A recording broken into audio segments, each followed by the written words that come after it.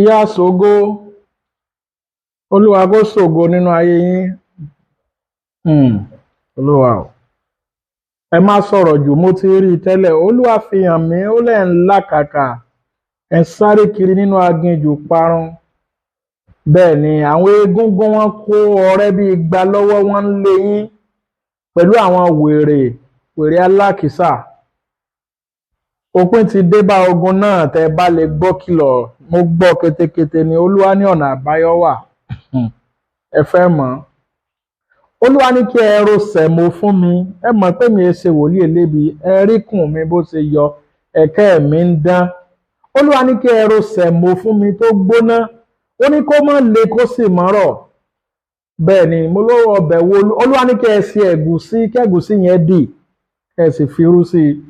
Olúwa ní kí ẹ fi úgú sí i. Ẹ ní sùúrù. Olúwa náà mọ̀ pé úgú wọn Nàìjíríà. Olúwa ní kí ẹ lọ sí inú ọgbà àjàrà rẹ̀ ní Tinubu, ìyàwó ààrẹ. Olúwa ní níbẹ̀ náà ní kí ẹ ti já úgú. Tẹ́ ẹ bá já ń bò míì àti yán ta. Olúwa ní kí ẹ fi ṣe ẹ̀gúsí. Olúwa ní mọ́ jẹran torí àgọ́ ara mi. Olúwa ní ìgbín mẹ́rin ní kí ẹ fi sínú ẹ̀gúsí náà. Olúwa ní kí ẹ ṣe ẹja odò 2 sí. Ó ní kò gbọdọ̀ rún. Ó ní tí àwọn ẹja ìbárún, ó ní tiyín máa rún. Bí mo ṣe gbọ́ nìyẹn, ẹ mọ́ dẹ̀jà, ó léwu.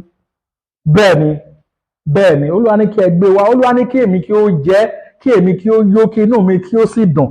Ó ní nígbà tí èmi bá ń fi òkèlè sẹ̀mó tú ẹ̀gúsí tó ti dì, ẹ̀gúsí yẹn gbọ́dọ̀ dì, ẹ gbọ́ mi dáadáa. Ó ní bí mo bá ti ń fi òkèlè tú ẹ̀gúsí tó ti dì náà, ó ní bẹ́ẹ̀ ni ogun ayé yín yóò mọ̀ tú. Ẹ má dẹ̀jà, ijó lẹ́gbẹ̀ẹ́ wá, kọgbọ́ ìjó ni sọ́tún lálọ́. Àtẹ́ ẹ bá ilé dẹ̀jà, tiyín ta